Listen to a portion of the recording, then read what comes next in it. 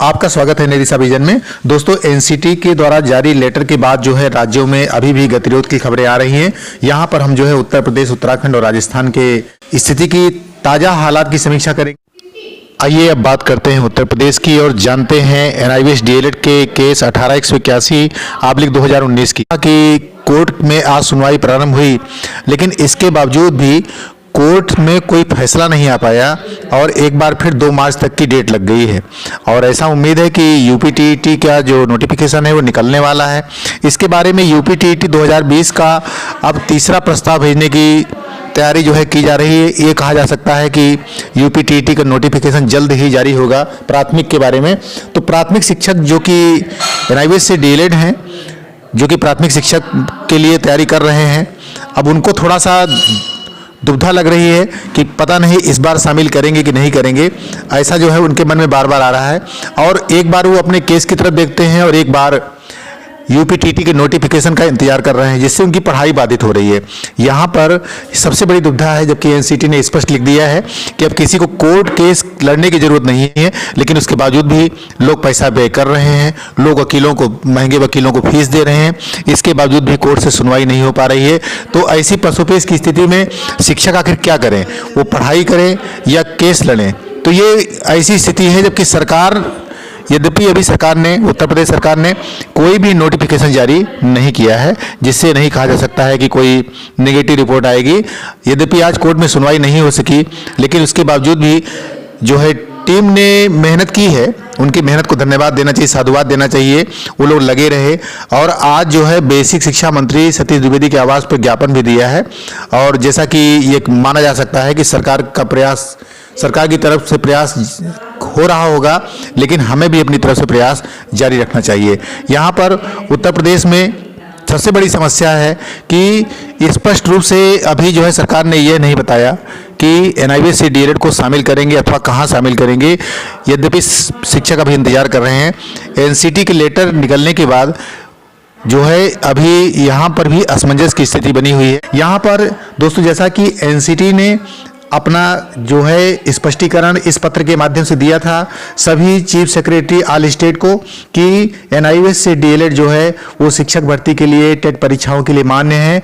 और इस आशय का पत्र इसलिए भी लिखा जा रहा है ताकि उन्हें अनावश्यक रूप से किसी प्रकार के संदेहास्पद स्थिति से बचाने अथवा किसी प्रकार के भविष्य में कोर्ट केस ना लड़े या धन का अपव्यय न हो, इसलिए भी जो है ये पत्र जारी किया जा रहा है।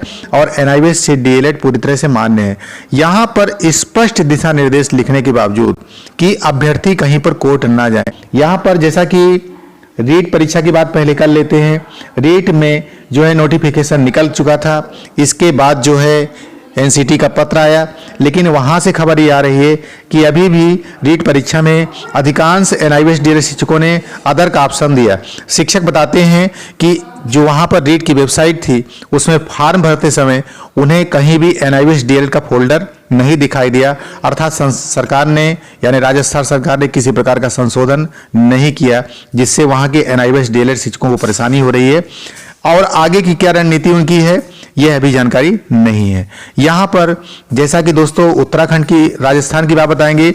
राजस्थान में जो केंद्रीय संस्थान है एनआईवीएस, उसने स्पष्ट रूप से अपने वह केंद्र समन्वयक को बता दिया, जो कि वहाँ के क्षेत्रीय केंद्र जयपुर से खबर आई कि एनआईवीएस से डीएलएड रीट परीक्षा जो है उसमें मान्य है।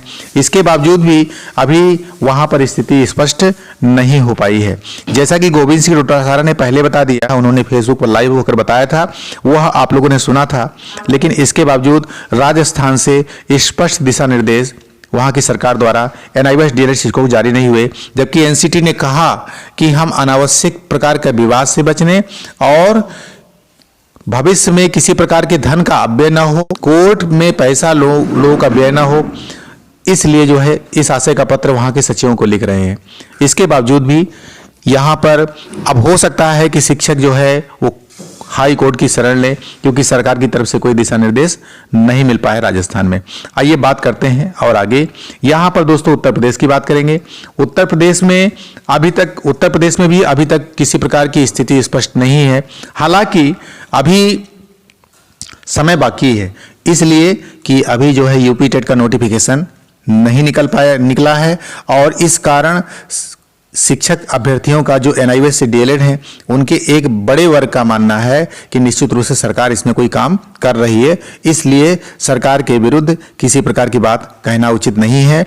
यहाँ पर ये मान सकते हैं कि निश्चित रूप से एनआईवीएस से डीएलएड पर काम चल रहा है और जल्द ही सारी बात आपके सामने आएगी, क्योंकि यूपी टेट का नोटिफिकेशन जारी होने वाला है, लेकिन कुछ संशोधनों के बाद। तो चलिए इस खबर पर बने रहिए, आगे चलते हैं हम लोग। यहाँ पर दोस्तों एक और खबर जो है आई थी, आप लोगों ने पहले पढ़ा था, आर मीनाक्षी सुंदरम सचिव उत्तराखंड शासन। यहाँ पर दोस्तों और भी अधिक नाटकीय बात देखने को मिली है। उत्तराखंड में जो खबर निकल करके आई थी कि आर मीनाक्षी सुंदरम जो सचिव हैं उत्तराखंड शासन के, उन्होंने स्पष्ट रूप से क्लियर कह दिया कि भाई देखिए, हम जो है सरकार के निर्देशानुसार, यानी यहाँ पर लिखा है 11 जनवरी 2020 का संदर्भ ग्रहण करें, और यहाँ पर स्पष्ट रूप से लिखा है कि मुझे कहने का निर्देश हुआ है। यानी यहाँ पर जो है ये बताया गया था, अतएव सभी अपने यहाँ के जो निर्देशक हैं उनको पत्र भी जारी कर दिया कि एनआईवीएस से डीएलएड को मान्य किया जाएगा और ये जो है शिक्षक भर्ती में अप्लाई कर सकेंगे। यहाँ पर स्पष्ट रूप से लिखा। इसके बावजूद भी सरकार ने अपना कदम पीछे खींच लिया। वहाँ के शिक्षा मंत्री ने इसके पहले बता दिया कि भाई जो है इनको भर्ती में मौका नहीं दिया जाएगा। यानी एक नई खबर निकल करके आई। तो यहाँ पर अब देखिए एनसीटी लिख चुकी है कि अनावश्यक धन का अपव्यय न हो, किसी प्रकार की गलतफहमी ना हो, लेकिन इसके बावजूद भी अभ्यर्थी क्या अनावश्यक रूप से पैसे का दुरुपयोग करेंगे, एनआईवीएस से डीएलएड को भविष्य में मौका दिया जाएगा। यहाँ पे मैं एक बात कहना चाहता हूँ कि जो एनसीटी का पत्र है, उस पत्र के मिलने के बाद एनआईवीएस डीएलएड पूरी तरह से वैलिड हो जाएगा सभी राज्यों में।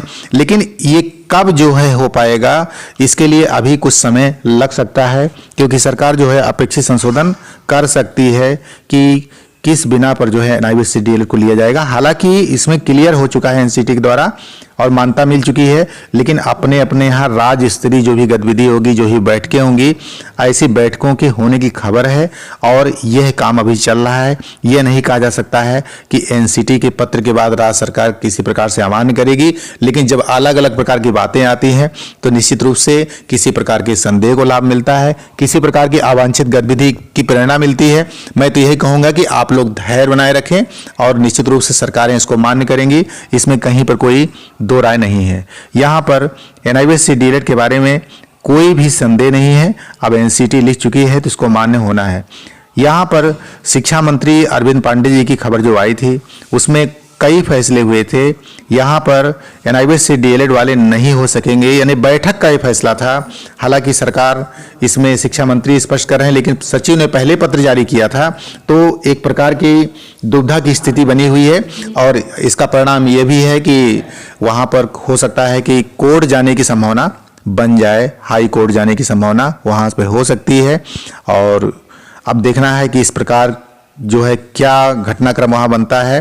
तो बने रहिए चैनल पर और मिलते हैं आपसे अगले वीडियो में। नमस्कार, जय हिंद।